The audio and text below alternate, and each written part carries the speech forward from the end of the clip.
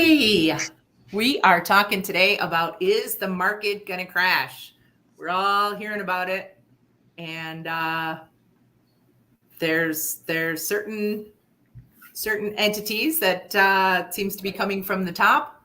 Other people are trying to call it one way or another, and we want to address some of the things we see as an issue in our profession from people talking about stuff that they don't know and trying to predict the future. We think it's a big mistake.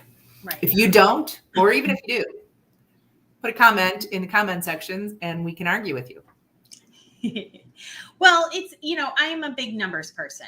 And so I understand that there are more factors at play for a lot of things than just the numbers. But if we're going to be if we're individually going to be, yelling things out there to be as representing our profession, we kind of felt like it was important to use the numbers and the facts and and trends, and not cherry picking them. Like Ruth and I went, okay, is the market strong? Or as some of these big wigs are trying to predict, is it going another way? And so we decided that there were a few statistics we were going to look into. Nothing. We didn't look for the numbers that looked good to back up our idea. We just went to the numbers that we use. Yeah, and honestly, we're agnostic on it, which I think everyone should be. We should be looking at the data and we should be interpreting that for our clients, not having a dog in the fight of whether it's going to be a buyer or seller's market. By the way, I personally think that great agents should do well in any market. So I don't think that we need to make anything happen. That's a big mistake. Yeah, absolutely. I mean, here, there's going to be buyers who will never, ever, no matter what the cost is to them, want to do things in certain markets that, they don't want to, and probably should never, not have an inspection or things like that. There's just things, they might not ever want to go over 10% or 5,000 or whatever. There are people who will never, ever want to do that. Just like there'll be sellers in a buyer's market that will never, ever want to, pay for closing costs or anything like that. I mean, so there's going to be these outliers regardless. So you just have to know what you're doing, know what's happening around your area, and relay that to your clients, and they make the ultimate decision anyway. So this idea that we're always, yelling at each other or, on these Facebook pages and stuff like that. Oh, sellers agents, how dare you put in an offer first day on market and under. Yes, I'm sure it was it could be. Maybe the agent is an idiot. Chances are the client just needs to learn. They're not listening. They're optimistic that they don't have to. There's 100 different factors. Those arguments are only valid when it's about somebody offering a crappy co-op, by the way. I'll just throw that out. Yes. The rest of them, let's talk. Come on, we're all pulling in the same direction. Yes, there's been clients I've had who have listened to every word I've said and gone, okay, Danielle, thank you. And we were successful. There are people who, and I'm not saying every offer, I'm still, there's still lost offers no matter how well you know the market.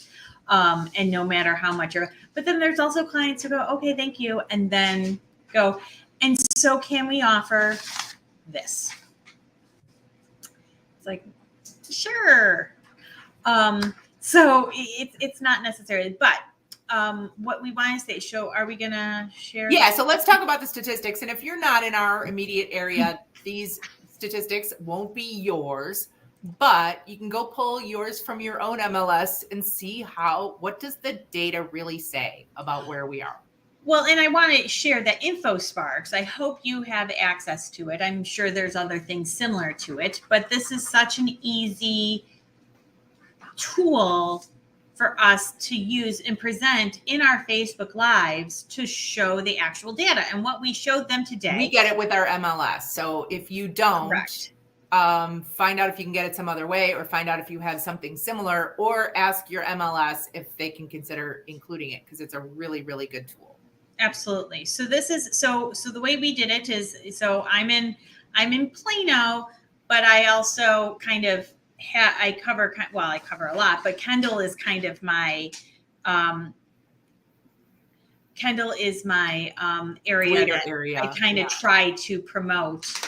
And Ruth really, stays in Naperville, but she has the surrounding areas, but she has enough clientele in that area. Well, it's also representative of really probably most of DuPage County. So it's a little, I think in our area, because Naperville is a big market, it's easy to use that as an example. Mhm. So if somebody's in a nearby town, they know how their town compares to Naperville, and they can, sort of fill in the blanks. Where Plano's a little bit, smaller, so Oswego might not necessarily, if there's a bigger town next to it, they might not be able to make that leap as well. So Absolutely. If it includes all of Kendall County, then they can see much more information. Absolutely. But the interesting thing is that these lines obviously tend to be very much in the same direction. Correct. So what we just kind of talked to them about is that in the sales price, in the month supply, in the average market time, sales price almost, there's no, which is good. But this is going up while the month supply is going down, market time is going down. And again, we might see a little bit, but it's not going to be like this. So in a couple more months, when we go and we kind of do something like this again, if we do see that curve, then we can go, great. Now the statistics are showing what everybody's, what's being said now. But talking about what's going to happen in September today does not do anybody a service. And you cannot call the future on 2 data points. So if you look at the far right side of this chart at the bottom, the line that goes to the farthest down, the purple one. Yes. So sorry, where That's you Plano. have your cursor, you're blocking it. Oh, I'm so sorry. So see how that dips down and then it goes up a little bit? There are people who would like to call that as a trend. But if you look at the whole purple line, you'll see variations of that size happen all the time. Well, and you also have to see what each of these lines indicate. We're talking each of these lines is 10 days on market. So yes, Plano went from 23 days on market to 25. It's clearly a buyer's market now. Exactly. Stop. Everybody reduce their prices. Yes. It's the beginning of the end. Yes. But this is, So, and kind of the speaking of reducing, doing something like this kind of gets you an idea of, okay, that it's a nice thing to have when you go to talk to a seller. Go, all right, if for some reason this house is on the market in X amount of days, that is an indicator that we missed the mark somewhere. But should you be doing after 7 days? Probably not. And you can see these median or average, and then you can drill down and say, okay, we have one house in Plano that's been on the market for 787 days. Absolutely. Now look at this. That's affecting everything.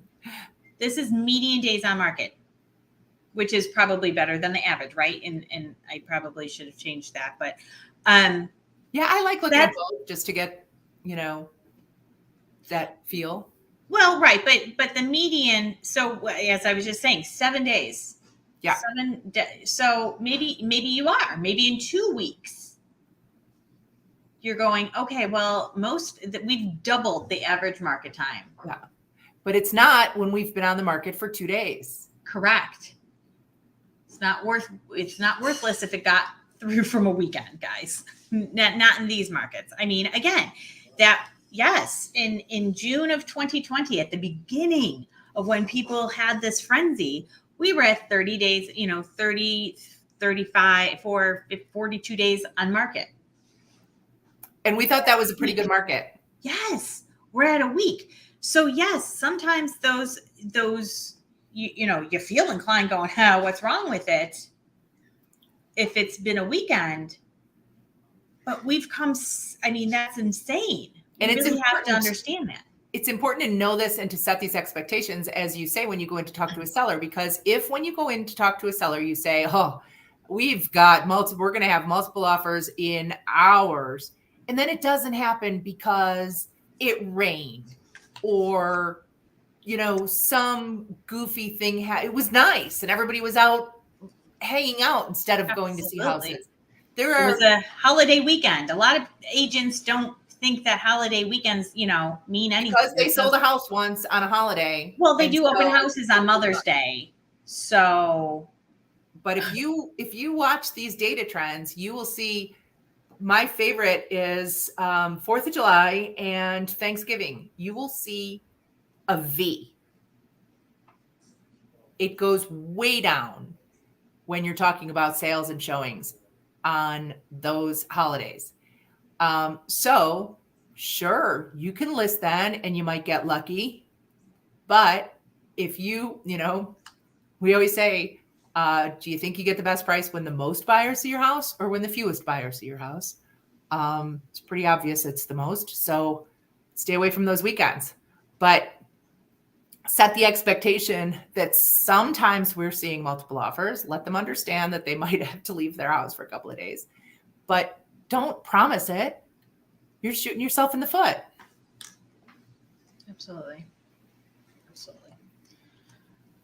So, and then Ruth also shared KCM. So KCM is a Keeping Current Matters. It's a helpful, very affordable tool. Yeah, we'll drop the link. I think we might have the link in our description. If we don't, we will drop it in there. It's a subscription to nationwide data that is invaluable for realtors. So you obviously need to extrapolate and bring this down to your local level, but knowing what's going on in the whole country is really helpful. So this is the foreclosure activity. A lot of people are talking about, there's all these foreclosures coming. Not true. We are way below the level of foreclosures in 2005. And 2005 was years before the crisis started. Correct. So 2005 was not a time, if you're too young to remember, there were not foreclosures going on. As a matter of fact, it would happen every once in a while. And then I remember very clearly our neighbor's house was foreclosed on, and it was shocking. We had never personally known anyone whose house was foreclosed on, if you can believe that, knowing what happened later. 2005 was very much that environment. It was very rare. So we are way, way, way below that. And that's mostly because people have so much equity in their houses. And we reach out pretty regularly to remind people if they're having any financial trouble and there's any danger that they may not be able to afford their mortgage anymore, they really need to reach out to us sooner rather than later, not lose their house and all of their equity. It's so sad when we see that happen. And so we encourage all agents to do the same. Let people know that you are there with solutions and you can help them. Because in this rare circumstance of 78,000 so far this year, you are, and of course, during some of this time, there were not foreclosures happening, or there were very few happening. But that's been over for some time, and there's been no bounce. So, we might see a little bit of that, but nobody's expecting much. So be in contact with your sphere, with your people, with your neighborhood, and be aware that there still can be people struggling, and you don't want to go to foreclosure. Help them sell that house and recover their equity before they lose it. Absolutely. All right. So if you're know the market, running around screaming about the end is near, cut it out. Or back up your. I'd love to hear what statistics you have. Yeah. If you know, change your mind. I would love. I mean, not that I would love it, because I really don't want anything. I would love a nice neutral, or a little bit of buyer's market, a little bit. So I don't want to see those red again.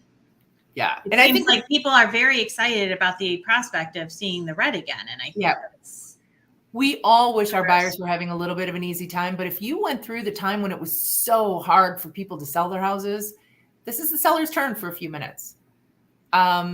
So the thing I think we want to stress is that we as professionals need not to participate in the hysteria, and that can actually make things happen. And if you are telling your buyers to sit and wait for something that's likely not going to occur, you're committing malpractice. I mean, it is really not okay to say that you can predict the future and give people advice on that. We need to present the information and help our buyers and sellers make good decisions based on that, not get caught up in our own ego and wanting to call the future. Absolutely.